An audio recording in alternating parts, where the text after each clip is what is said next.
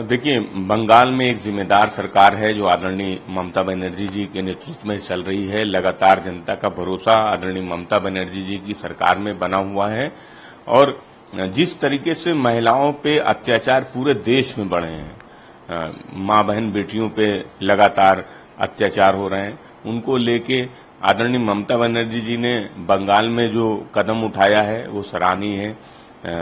मां बहन बेटी पे अब कोई भी अत्याचार नहीं हो पाएगा और ऐसे लोगों पे सख्त कार्रवाई होगी, ऐसा प्रावधान आदरणीय ममता बनर्जी जी की सरकार कर रही। समाजवादी पार्टी उनके इस फैसले का स्वागत करती है।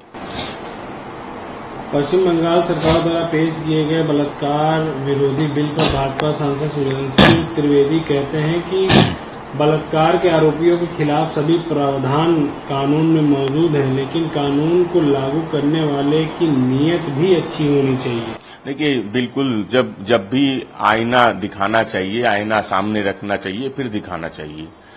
तो भारतीय जनता पार्टी को तो बताना चाहिए कि मणिपुर में क्या हुआ, और वो भारतीय जनता पार्टी जो गुजरात में बलात्कारियों के मुकदमे वापस लेती है, वो भारतीय जनता पार्टी की सरकार जो बलात्कारियों को, यौन उत्पीड़न के आरोपियों को बचाने का लगातार प्रयास करती रही है, वो भारतीय जनता पार्टी जो बलात्कार के आरोपियों को पैरोल देती है, उसको इस मुद्दे में बोलने का कोई अधिकार नहीं। आदरणीय ममता बनर्जी जी जो कानून में संशोधन कर रही हैं वो सराहनीय है, और मां बहन बेटी की सुरक्षा के लिए अगर कहीं कोई कानून बनता है तो समाजवादी पार्टी समझती कि उसकी सराहना होनी चाहिए बिना किसी राजनीतिक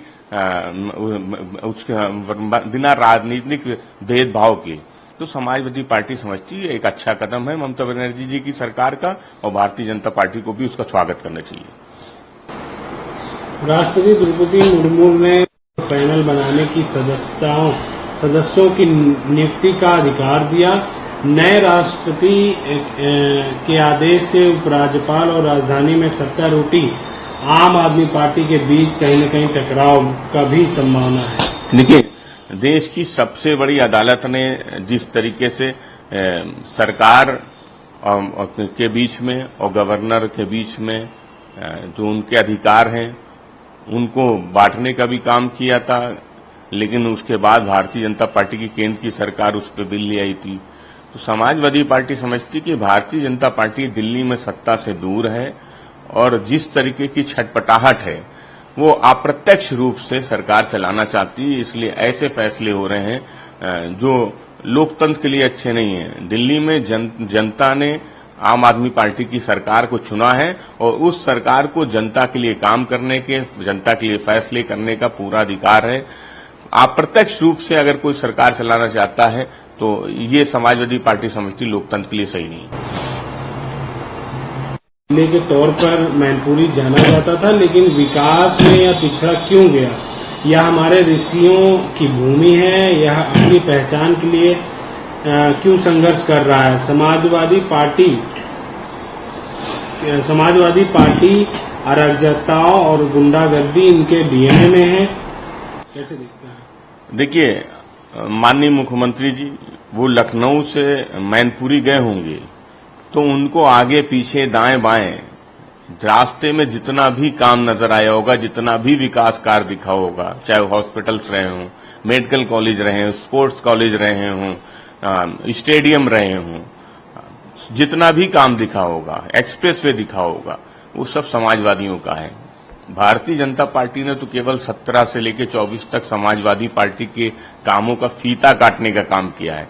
विकास के मामले में भारतीय जनता पार्टी समाजवादी पार्टी की तुलना कभी नहीं की जा सकती, क्योंकि भारतीय जनता पार्टी ने केवल मुहावरे गढ़े हैं, झूठे वादे गढ़े हैं, उन वादों को कभी पूरा नहीं किया है। भाजपा से पूछा जाए किसानों की आय दुगनी हो गई क्या, 2 करोड़ रोजगार मिल गए क्या? आज भारतीय जनता पार्टी की सरकार में नौजवान परेशान हैं। 69,000 शिक्षक भर्ती में अभ्यर्थियों पर लाठी चल रही है, पेपर लीक हो रहे हैं। उत्तर प्रदेश की कानून व्यवस्था वो किसी से छुपी नहीं है, कहीं अपहरण हो रहे हैं, कहीं बलात्कार हो रहे हैं, कहीं लूट हो रही है, और भारतीय जनता पार्टी अपनी कानून व्यवस्था के उसी का ढिंढोरा पीटती है। भारतीय जनता पार्टी की सरकार को स्वीकार करना पड़ेगा कि उत्तर प्रदेश की कानून व्यवस्था बेहतर नहीं है। समाजवादी पार्टी पे आरोप लगा देने से भारतीय जनता पार्टी की छवि जनता के बीच में वो अच्छी नहीं हो सकती।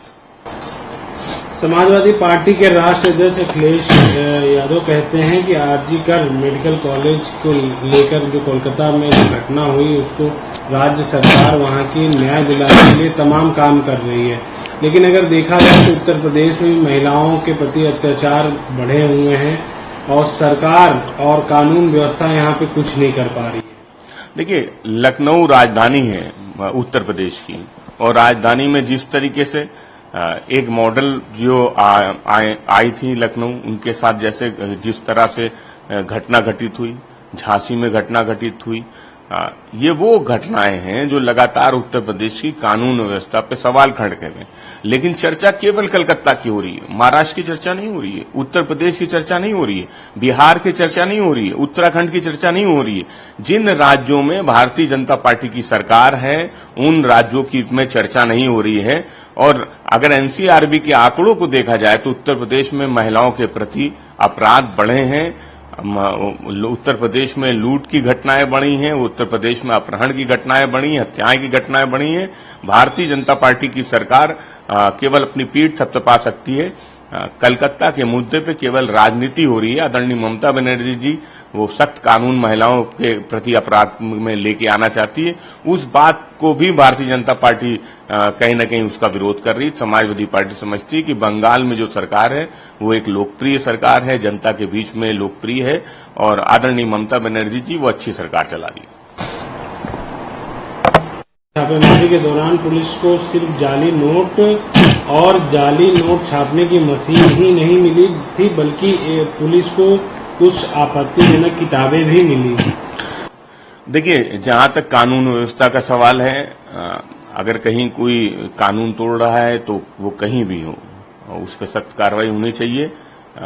इस प्रकरण पे जो एजेंसियां हैं, जो पुलिस है, वो अपना काम करेगी। इस पे समाजवादी पार्टी को टिप्पणी नहीं करनी है। मदरसे में जिस तरह से किताबें मिली जिसमें राष्ट्र स्वयंसेवक संघ आरएसएस को आतंकवादी संगठन बताया गया है। देखिए, जो मुद्दा विवेचना का है, जो मुद्दा पुलिस का है, एजेंसियों का है, उस पे समाजवादी पार्टी को कोई टिप्पणी नहीं करनी है। जो कानून है, जो एजेंसियां हैं वो अपना काम करती हैं। इस मामले में भी मुकदमा दर्ज है और जो भी पूरा मामला होगा वो सामने आएगा। ये विवेचना का विषय, इसलिए समाजवादी पार्टी को इस पर टिप्पणी नहीं करनी।